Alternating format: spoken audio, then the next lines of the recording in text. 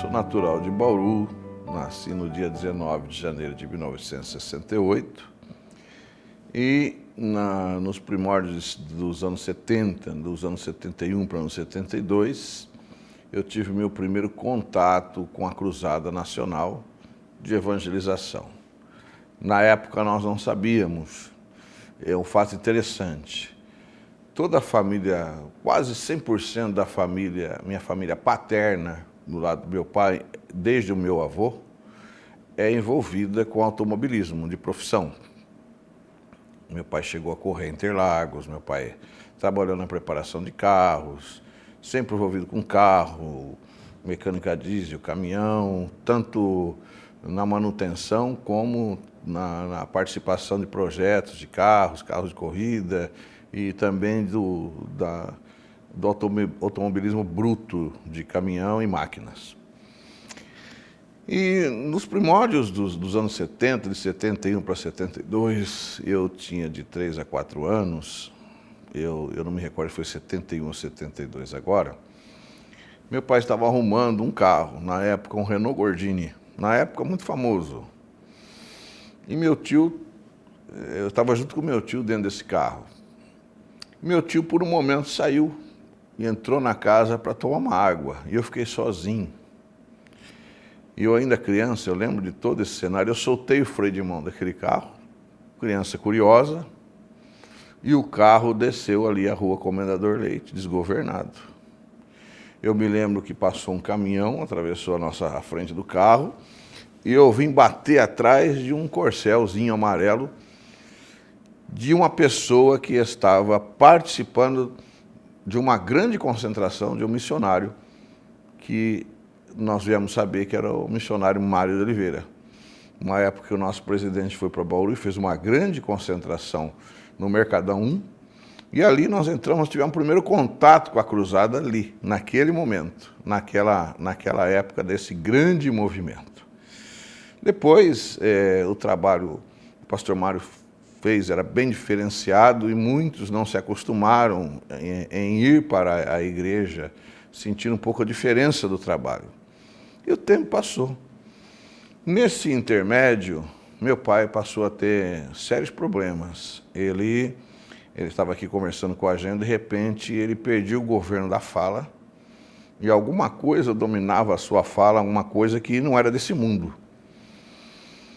Buscamos tratamento com a medicina secular, não conseguiram resolver o problema com os medicamentos da época, com os recursos da época. E várias pessoas tentando ajudar, pastor Flávio, nos indicaram vários lugares, porque diziam que aquilo lá eram espíritos que meu pai precisava dar passagem no seu corpo para que eles usassem como um medianeiro, um médium, um intermediário, para eles fazerem aqui os seus sinais, suas operações. E foi aí que nós fomos, então, e nos entregamos de cabeça, tentando resolver esse problema do meu pai, para os espíritos obsessores, os espíritos malignos, que entraram no corpo do meu pai, e eu vi nesse tempo muitas coisas incríveis. Eu vi meu pai, que é uma pessoa pacata, fazer coisas que não eram desse mundo. Como, por exemplo, ir numa mata, subir numa árvore e se atirar num rio profundo, nadar contra a correnteza. Se você conhecer o meu pai, não sei se você já o conhece, ele é uma pessoa muito pacata. E possuído por esses espíritos, ele fazia coisas incríveis. Numa das festas desta religião, dessa crença, na cidade de Santos, eram 9 horas da manhã, viram meu pai entrar no mar. E depois não o viram mais. E isso, imagine o pânico, o desespero de todos, da polícia, dos salva-vidas, do bombeiro, dos socorristas, tal, mas não o acharam. 17 horas, testemunhas dizem que 17 horas viram ele saindo do mar. Quer dizer, ninguém viu se ele entrou e ficou, se ele saiu depois, foi. Mas há de se presumir que ele ficou todo esse tempo debaixo d'água, possesso por um espírito maligno, uma entidade, que eu não vou citar o nome aqui por uma questão de não discriminar e não trazer assim uma posição que nós estamos querendo dizer que a crença de outras pessoas é do diabo, não, mas a verdade foi essa. Outras situações tenebrosas, como dias que meu pai entrava no cemitério à meia-noite e se aproximava de um túmulo, e ele até hoje diz que não sabe o que acontecia. Quando ele voltava, o túmulo estava aberto e o caixão também. Até hoje ele diz que não sabe explicar o que ele fez. Então, coisas como essa que nós víamos não eram coisas que os outros contavam, coisas que nós víamos. Explodir pólvora na mão, sem a mão ficar nem sequer chamuscada, cansei de ver isso. Riscar um ponto no chão e a champanhe abrir sozinha. E eu lembro, pastor Flávio, que eu era criança, interessante, e isso vai um recado para os pais que estão me assistindo, porque eu tenho visto isso hoje nos videogames, nos jogos infantis. A manifestação do mal ali, ela não dava medo. Ela fazia com que eu, como criança, transformasse aquela entidade, aquele mal, num super-herói. Como nós vemos hoje nos videogames, as crianças veem um matando, cortando, sangue jorrando, uma figura tenebrosa, e eles torcem para aquela figura. Eu vejo a réplica do que acontecia comigo.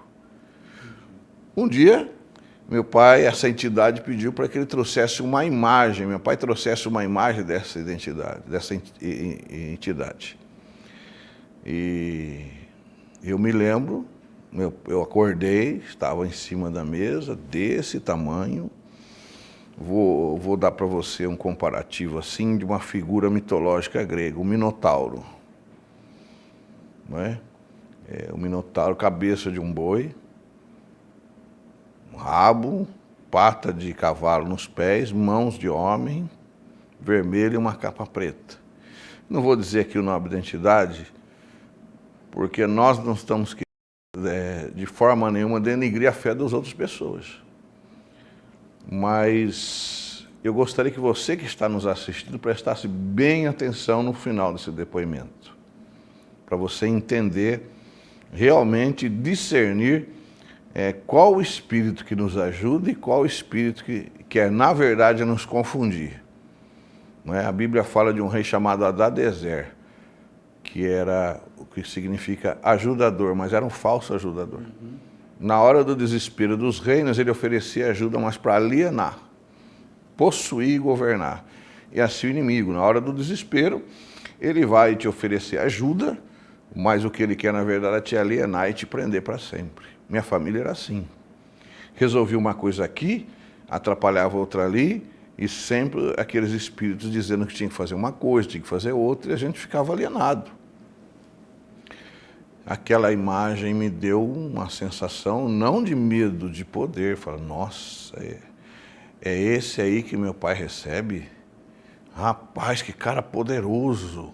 A mesma sensação que as crianças têm no videogame hoje, com uma figura maligna que mata, esquarteja, corta pescoço, derrama sangue, mas na verdade a criança fica fascinada com aquele poder maligno. Muito bem, mas o que foi acontecendo? Quanto mais meu pai fazia, mais ele ficava amarrado e o problema não resolvia. As possessões continuavam. Eu estava aqui conversando comigo, com você, e de repente eu começava a sair fora de si. Foi aí então que surgiu um amigo de trabalho, como um dos amigos do paralítico, que teve 4, né? Meu pai teve um amigo que falou então da cruzada. A Cruzada Nacional de Evangelização, conhecida em Bauru como um trabalho forte de libertação e de cura divina. E meu pai foi. E aí que eu quero que você que está me assistindo ouça o que eu tenho para dizer.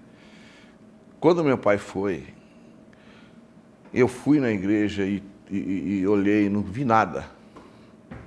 Não tinha imagem daquele Minotauro, de nenhum, nada mais, de ninguém. apenas uma frase escrita: Jesus Cristo é o mesmo ontem, hoje e sempre, e outra escrita: este não é outro lugar, senão a casa de Deus. Mais nada. E quando aquele missionário replicou o nome de Jesus, pronunciou o nome de Jesus, todas aquelas entidades que eu achava poderosas, extraordinárias, que faziam sinais, prodígios e maravilhas, caíram por terra no mesmo instante, uivando, rosnando cada uma delas aos pés do missionário. Eu não vi nada ali, não vi uma imagem, uma presença ali corpórea visível, mas havia uma presença corpórea invisível, que hoje depois eu aprendi, descobri que é o Senhor Jesus Cristo. Esse nome que é sobre todos os nomes. Ali esses espíritos se manifestavam e prostrados, de joelhos. Foi então que aí o coração e a imaginação da criança trabalhou bem, quando eu pensei assim: meu Deus, esses caras aí fortes, poderosos, meus heróis estão por terra, é porque alguém aqui é mais forte do que eles. Que lindo. E era presença, até me emociona, a presença bendita de Jesus de Nazaré. Esse nome que é sobre todos os nomes. Então eu não prego hoje somente de ouvir falar de estudo teológico. Eu prego hoje de experiências poderosas com Jesus, inclusive na história da nossa conversão. Desde o dia em que aceitei Jesus, a minha vida se transformou, né? É a mensagem que nós cantamos. Daí em diante, quando eu vi aquilo, eu me apaixonei. Aí meu coração de criança trabalhou para o bem. Eu falei assim: eu quero fazer o que esse missionário faz. Eu quero o poder que ele tem para fazer as mesmas coisas que ele faz e libertar as pessoas como a minha família foi liberta. Nasceu aí a vontade de pregar o Evangelho. E em Bauru nós tínhamos uma igreja missionária, ativa. Os grupos eram grupos missionários de fato. E eu participava do grupo missionário de juvenis. Naquele tempo, 11 anos, você já ia para os juvenis. Não tinha junior e depois adolescente. Era criança até os 10, 11 anos juvenis. Foi então que com 11 anos de idade, antes de ser batizado nas águas e antes de ser batizado no Espírito Santo, eu preguei a minha primeira mensagem numa casa, num culto que nós tínhamos todo domingo, chamado culto de juvenis. Adolescentes pregavam como gente grande. E eu me lembro que me convidaram para pregar, eu estava chegando agora na igreja, eu falei: mas o que eu vou pregar? Mas eu lembro que eu não lembro até hoje todo o conteúdo da mensagem, mas eu lembro que eu preguei 40 minutos falando de Jesus. E dali em diante não parei mais. Aí fui presidente de adolescentes, desse grupo de juvenis, professor de escola dominical, fui líder de juventude, de mocidade, fui co-pastor e fui para o ministério em 1988. Foram 2 anos, de 86 a 88, como auxiliar, e de 88 até agora como ministro, como pastor titular em tempo integral. Eu tinha uma coisa comigo. Na minha cidade, eu tenho tio, tia, primo. Não sou não, absolutamente, cada um tem seu chamado e absolutamente não sou contra quem fica na sua cidade. Eu queria algo maior. Eu ouvi a história de Mário de Oliveira, que subiu num caixote de cebola, saiu sozinho, reuniu multidão, e outros pioneiros da nossa igreja. Eu queria aquilo. Eu queria ser um apóstolo. Eu queria chegar num lugar sem que ninguém me conhecesse e fazer a obra. Foi então que eu saí para o ministério, em 88, cidade de Bernardino de Campos, sem conhecer ninguém. Fui dormir num banco de igreja, sem ter recurso para nada, mas com o coração cheio de alegria, por poder participar das aflições de Jesus. Era interessante que nós íamos dormir em praça, dormir em banco de igreja, em chão de igreja, e nós íamos felizes por participar das mesmas aflições de Cristo e presenciar as mesmas experiências do ministério de Cristo. É interessante que eu nunca perguntei a arrecadação de igreja para assumir uma obra. Eu sempre vi a oportunidade de trabalho. Eu estava em Bauru, mas estava desassossegado. Eu não queria ficar na minha terra. Algo, não podia ouvir a mensagem de Jonas, que na verdade de Bernardino de Campos eu iria para Varginha. Resolvi voltar. E eu fiquei, aquilo me inquietava. Eu tive que sair de novo. E quando eu assumi Itararé, também outra cidade que falaram para mim que tem programa de rádio, um templo e uma casa pastoral, não perguntei outra coisa, estou indo. O resto... Estava tudo pronto. Tá. As ferramentas estavam ali. E foi onde Deus me deu a graça nessa cidade de reunir uma grande multidão. Dali eu preguei em vários estados, quase todos do Brasil, saí fora do país pregando, não só fazendo movimento em Itararé, mas em vários países e vários estados da nação brasileira, um ministério evangelístico, um ministério da cruzada, que até hoje eu pratico e não consigo mudar. Não que eu seja contra a evolução das coisas, não. Multimídia, uma tela de LED, aperfeiçoamento do som, tudo isso é importante, mas não podemos perder a essência. Existem duas coisas que não mudam: Deus e o diabo. Deus continua sendo Deus em qualquer lugar e o diabo em qualquer lugar. O diabo roubando, matando e destruindo, e Deus desfazendo as obras do diabo através de nós. Então nós não podemos deixar de fazer essa obra maravilhosa que é de libertar as pessoas. Quando eu prego, eu vejo nas pessoas a minha família sentada ali. Deus foi dando graça, tive programas de televisão, no SBT, na Rede Bandeirantes de televisão, programas de emissoras de rádio. Graças a Deus, sempre tive um certo sucesso, pregando Jesus aos oprimidos, pregando uma mensagem que vai de encontro aos perdidos, não é? Jesus não veio para chamar os sãos, mas veio para os doentes, né? E dois médicos conversando, eu e você conversando, somos dois médicos, vamos conversar em termos técnicos. Agora, quando eu e você, como médico, vamos atender um paciente, nós temos que falar com ele de uma forma simples que ele entenda. Essa é a diferença entre pregar o evangelho, como dizemos assim, só para os evangélicos, o gospel, o crente, e pregar aos perdidos. Nós fomos usar uma linguagem técnica de médico para médico, os perdidos não vão entender absolutamente nada.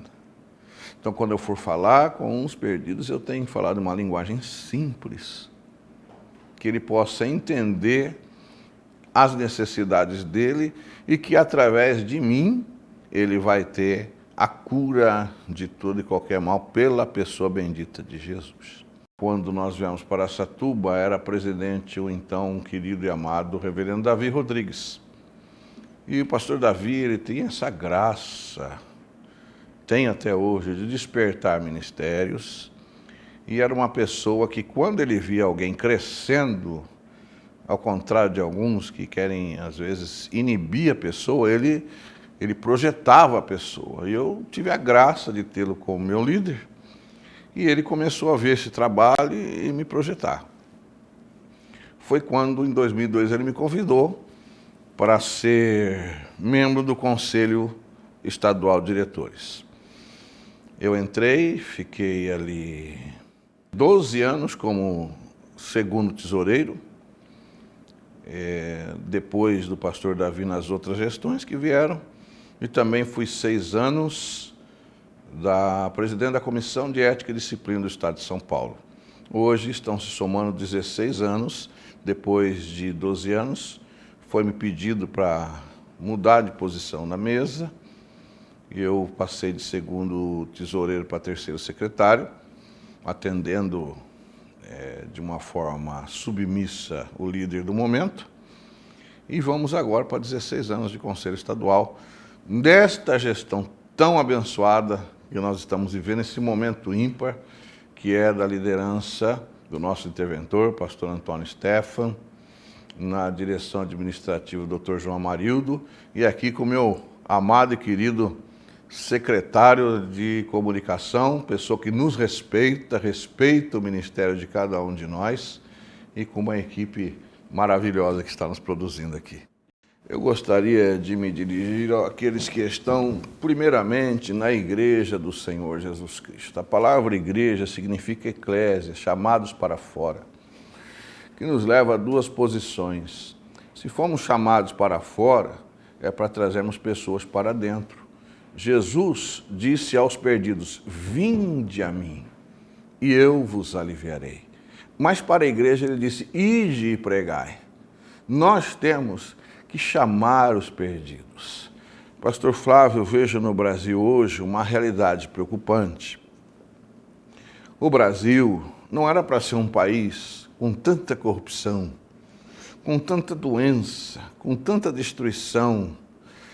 O Brasil era para ser um país pacífico, porque quando nós vemos o número de evangélicos dessa nação, nós logo chegaríamos à conclusão que a nação ela deveria estar melhor.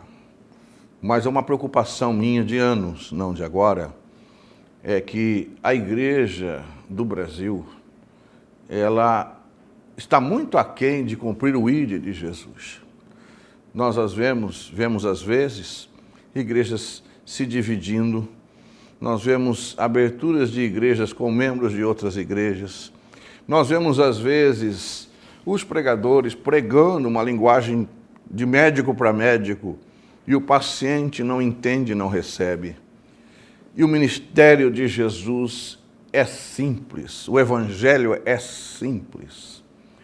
O evangelho, toda a graça e poderio de Deus se manifestou na pessoa de Jesus de Nazaré, que fez 80% do seu ministério no lugar chamado Galileia.